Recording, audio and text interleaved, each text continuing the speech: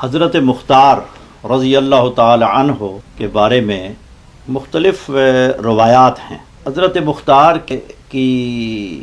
مدح میں بھی ہیں، تعریف میں بھی ہیں، اور مذمت میں بھی روایات کتابوں میں آئی ہیں، تاریخی کتابوں میں صحیح۔ لیکن جو ماہرین رجال ہیں، اصل یہ ہے کہ جب روایات آئی ہیں تو ہم نے ائمہ اہل بیت علیہم السلام سے جو مروی روایات ہیں، سب سے پہلے ہم نے ان کو دیکھنا ہے۔ تو وہ جو محقق علماء ہیں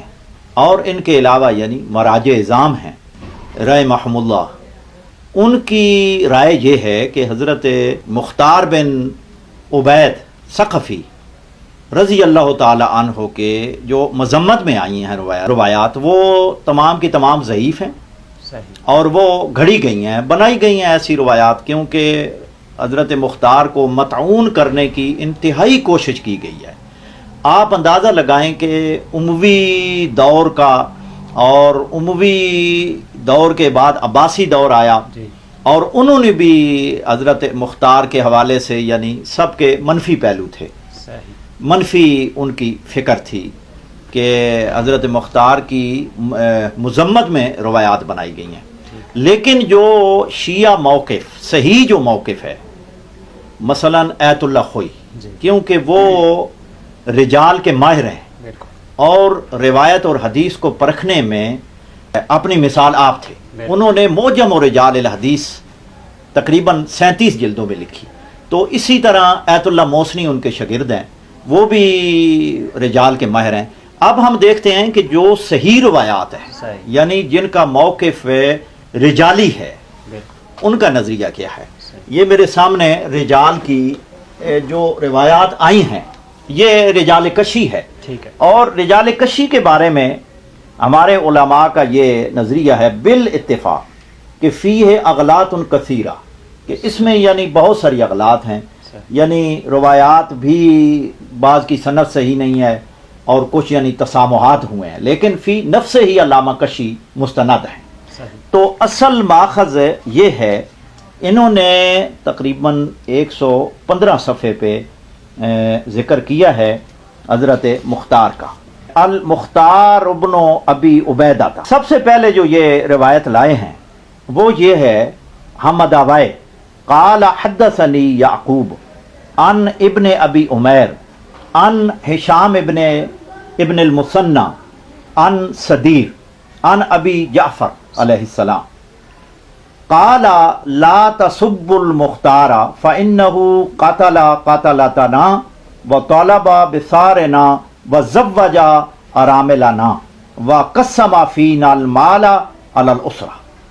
یعنی یہ سند جو ہے، یہ صدیر جو امام محمد باقر علیہ السلام کے صحابی ہیں، یہ روایت کرتے ہیں کہ امام محمد باقر علیہ السلام نے ارشاد فرمایا، لا تسب المختار، یعنی مختار کو برا بھلا نہ کہو، فإنه قاتل قاتلتنا، یعنی اس نے ہمارے جو قاتل تھے ان کو قتل کیا، وطالب بثارنا، اور ہمارے خون کا بدلہ طلب کیا، وزوج اراملنا، اور ہماری بیواؤں کی شادی کروائی، وقسم فینا المال علی الاسرہ، اور مشکل حالات میں ہمارے درمیان مال تقسیم کیا۔ یہ پہلی روایات علامہ کشی لائے ہیں، اور یہ روایت سند کے اعتبار سے بالکل ٹھیک ہے، اس کی سند ٹھیک ہے۔ مثال کے طور پر علامہ حلی جمال الملت والدین ابو منصور حسن بن یوسف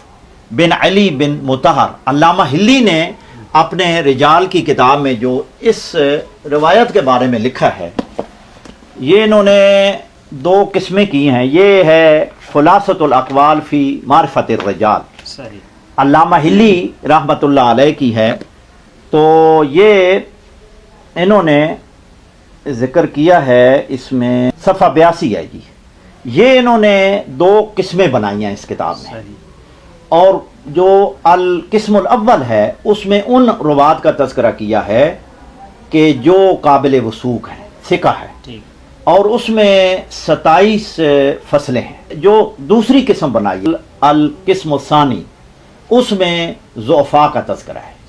کہ جن کی راویوں کی مذمت کی گئی ہے. لیکن علامہ ہلی نے حضرت مختار بن ابی عبیدہ ثقفی رضی اللہ تعالی عنہ کو پہلی قسم میں ذکر کیا ہے. یعنی علامہ ہلی کے نزدیک یہ ثقہ ہے اور ان کی یعنی تعریف کی ہے انہوں نے. اب یہ میرے سامنے ہے الباب الثامن المختار، یہ علامہ کشی کے حوالے سے یہی روایت انہوں نے لکھی ہے. المختار ابن ابی عبیدہ رول کشیو ان حمد اوے ان یعقوب ان ابی عمیر ان ہشام ابن المثنی، یہی روایت ہے. اس روایت کے ذیل میں یہ لکھتے ہیں وہذا الطریق حسن، یعنی یہ اس روایت کا جو سلسلہ سند ہے یہ یعنی حسن درجے کا ہے. گویا ان کے ہاں یعنی یہ حسن درجے کی روایت ہے. اس کے بعد دوسری ہے علامہ سید ابن طاؤس کی. علامہ سید ابن طاؤس کی کتاب ادھر ہوگی التحریر الطاؤسی، اس میں علامہ سید احمد بن موسیٰ آل طاؤس 7ویں صدی ہجری کے یعنی بہت بڑے محدث ہیں، اور انہوں نے حضرت مختار کے حوالے سے یہی روایت لکھی ہے. آئیے دیکھتے ہیں یہ کیا فرماتے ہیں. انہوں نے یہی روایت سب سے پہلے یہی نقل کی ہے. اس کے بعد فرماتے ہیں اقولو ھذا حدیث حسن الطریق، یہ حدیث کہ جس میں امام محمد باقر علیہ السلام ارشاد فرما رہے ہیں کہ مختار کو برا بھلا نہ کہو، یہ علامہ ہلی رحمۃ اللہ علیہ اور اس کے بعد علامہ سید ابن طاؤس صاحب الحوف جن کی یعنی مقتل میں کتاب ہے، یہ ان کے نزدیک یعنی یہ روایت حسن درجے کی ہے. اس کے بعد انہوں نے مذمت والی روایت بھی نقل کی ہے، لیکن یہاں یہ لکھتے ہیں ان ھذا الحدیث یحتاج الی تعدیل، یعنی یہ تعدیل کی محتاج ہے. گویا ان کے ہاں اس روایت پر جرح ہے، علامہ سید ابن طاؤس کے ہاں بھی، اور علامہ ہلی کا بھی موقف یہی ہے کہ جو ان کی مدح میں ہے اس یعنی موقف کو اختیار کیا ہے. اس کے بعد عصر حاضر کے آیت اللہ العظمی سید ابو القاسم خوئی قدس سرہ شریف کی کتاب ہے معجم رجال الحدیث. اب وہ انہوں نے بھی اس روایت کے ذیل میں یہی لکھا ہے کہ ان کا بھی موقف یہ ہے کہ جو مذمت میں روایات آئی ہیں، یعنی یہ معجم رجال الحدیث ہے، جلد نمبر 18 ہے، صفحہ نمبر 108 تا 116 پہ انہوں نے بحث کی ہے حضرت مختار کے حوالے سے. تو انہوں نے یہ روایات لکھی ہیں اور ان کا بھی موقف یہی ہے کہ جو حضرت مختار بن ابی عبیدہ ثقفی رضی اللہ تعالی عنہ کی مدح میں ائمہ علیہم السلام سے مروی روایات ہیں وہی صحیح ہیں. اور آگے یہ لکھتے ہیں ان کی مذمت میں جو روایات آئی ہیں، یہ لکھتے ہیں کہ وَهَذِهِ الرِّوَایَةُ ضَعِیفَةُ الْإِسْنَادِ جِدًّا، یعنی جو روایات مذمت میں ان کی آئی ہیں وہ انتہائی درجے کی ضعیف روایات ہیں. اور انہوں نے بھی اپنا موقف یہی اختیار کیا ہے کہ جو مذمت میں روایات ہیں جن میں حضرت مختار کی مذمت ہوتی ہے وہ تمام کی تمام یعنی ضعیف ہیں از لحاظ متن اور از لحاظ سند. اسی طرح ایت اللہ موسنی ہیں، انہوں نے اپنی کتاب میں المعتبر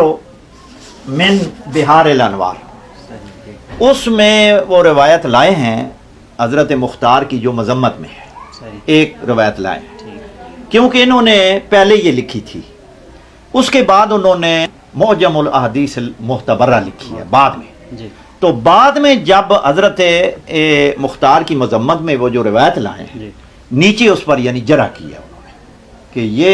روایت از لحاظ سند بھی ٹھیک نہیں ہے اور از لحاظ متن بھی ٹھیک نہیں ہے. اس کی یعنی پہلی جلد میں، کیونکہ 8 جلدوں میں ہے وہ، اور اس کی پہلی جلد میں ایت اللہ موسنی نے بھی اس یعنی روایت کی جو مذمت میں ہے اس کی یعنی تکذیب کی ہے اور اس کی سند کو کمزور اور ضعیف شمار کیا ہے۔ اس کے بعد ان کا جو موقف ہے ایت اللہ موسنی کا بھی یہی موقف ہے کہ حضرت مختار رضی اللہ تعالی عنہ کی ائمہ علیہم السلام سے جو مدح کی روایات ہیں وہ معتبر ہیں اور وہی قابل قبول ہے، کیونکہ اصل مسئلہ یہ ہے کہ اس میں جن علماء نے حضرت مختار کی مذمت میں روایات کو زیادہ اہمیت دی ہے ان کو چاہیے کہ وہ اصول حدیث، قواعد حدیث اور اصول رجال کو مد نظر رکھتے ہوئے ان روایات پر نظر ثانی کریں اور اصول و قواعد اور ضوابط کے تحت ان روایات کو دیکھیں، اور جو مذمت والی روایات ہیں وہ اصول حدیث اور اصول رجال کے یعنی قواعد و ضوابط پر پوری نہیں ہوتی۔ تو یہ بنو امیہ کی گھڑی ہوئی روایات ہیں، کیونکہ حضرت مختار نے جو مارکہ فتح کیا ہے قاتلان امام حسین کا یعنی جو انتقام لیا ہے، اور اسی میں رجال کشی میں ایک روایت ہے وہ میں آپ کو دکھاتا ہوں۔ رجال کشی ہاں یہ ہے، اسی میں آگے آپ اندازہ کریں کہ یہ ہے روایت یعنی رجال کشی کی کہ حضرت امام جعفر صادق علیہ السلام سے، اور اس کی سند بھی ٹھیک ہے، پورا سلسلہ سند ہے عن جارود ابن المنذر عن ابی عبداللہ علیہ السلام، امام جعفر صادق علیہ السلام قال مم تاشتت فینا ہاشمیۃ ولاختضبت حتی بعث الینا المختار برؤوس الذین قتلوا الحسین، ہم میں ہاشمی خواتین میں سے کسی نے کنگھی نہیں کی اور نہ ہی غضاب کیا،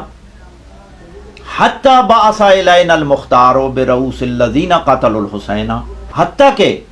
مختار رضی اللہ تعالی عنہ نے ان لوگوں کے سر کہ جنہوں نے امام حسین علیہ السلام کو شہید کیا ان کے سر ہمارے پاس نہیں بھیجے۔ اس وقت تک ہاشمی خاندان کی کسی یعنی خاتون نے نہ ہی سروں پہ کنگھی کی اور نہ ہی حساب لگایا، اور یہ تو تاریخ کامل ابن اسیر میں بھی ہے، اور یہ روایت سندن ٹھیک ہے جس کو ایت اللہ خوئی نے بھی صحیح کہا ہے اور ایت اللہ آصف موسنی صاحب نے بھی صحیح کہا ہے، اور باقی مراجع بھی اس کو یعنی صحیح کہتے ہیں۔ جی وہ انہوں نے یہ کہا کہ اللہ تعالیٰ ان پر رحم کرے، رحمت فرمائے، اور یہ اس کی بھی سند ٹھیک ہے، جی یہ بھی روایات صحیح ہیں۔ تو اس طرح کی جو ان کی یعنی خلاصہ یہ ہے کہ جو روایات حضرت مختار رضی اللہ تعالی عنہ کی مدح میں ہے وہ صحیح ہیں، اور باقی جو مذمت میں ہیں وہ بنو امیہ اور عباسیہ انہوں نے بنائی ہیں اور گھڑی ہیں تاکہ اس کو مطعون کیا جائے۔